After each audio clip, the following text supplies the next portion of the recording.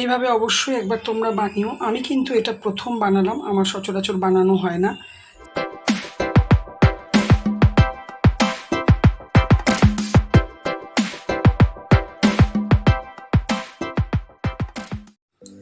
অল্প একটু চিংড়ি মাছ, ওজনটা ঠিক বলতে পারবো না অ্যাকুরেট, অল্প একটু চিংড়ি মাছ ফ্রিজে ছিল। আর এখানে দেখো পোস্ত বেটে নিয়েছি সর্ষে আর কাঁচা লঙ্কা দিয়ে।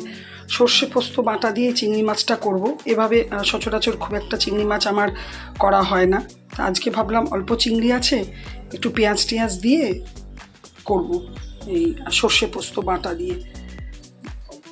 সবসময় তো আমি পেঁয়াজ রসুন দিয়ে বা কিছু আইটেমে চিংড়ি মাছ দিয়েই করি।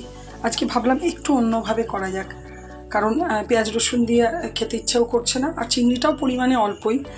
অল্প বলতে খুব অল্প নয়, যাই হোক এখানে চিংড়ি মাছ নিয়েছি। আর এখানে আছে কাঁচা লঙ্কা, সর্ষে পোস্ত বেটেছি, হলুদ, কাশ্মীরি আর নুন। এটাকে ভালো করে নিচেই করে নেবো, ম্যারিনেট করে নেব, মেখে নেব।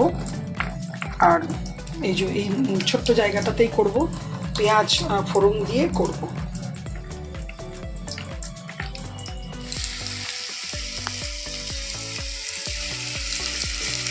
এই যে পেঁয়াজটাকে একটু লাল করে, হালকা একটু চিনি দিয়েছিলাম বলে খুব তাড়াতাড়ি লাল হয়ে গেল। আর এই যে এটাকে ম্যারিনেট করে রেখে দিয়েছিলাম, এটাকে দিয়ে দেবো।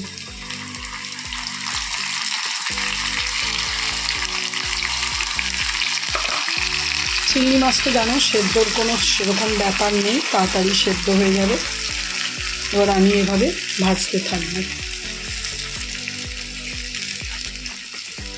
একটু ঢাকা দিয়ে দিয়ে ভাজবো। আর এই বাটিটা ধুয়ে একটু জলও দিয়ে দেই।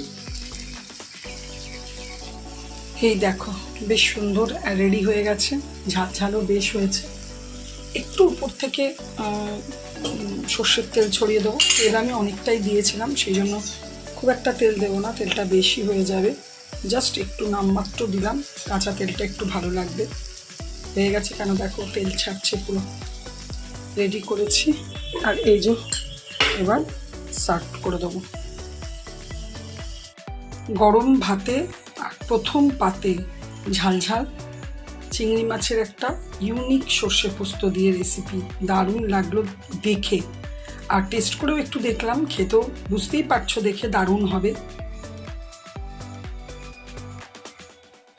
এইভাবে অবশ্যই একবার তোমরা বানিও। আমি কিন্তু এটা প্রথম বানালাম, আমার সচরাচর বানানো হয় না। চিংড়ি মাছ এলেই লাউ দিয়ে চিংড়ি, না হলে চিংড়ি আলু দিয়ে রসা, এইসবই করি। সর্ষে পোস্ত দিয়ে আমি আজকে এইভাবে প্রথম করলাম। পাতায় মুড়ে আগে করেছি, কুমড়ো পাতায়, লাউ পাতায়, কিন্তু এইভাবে করিনি।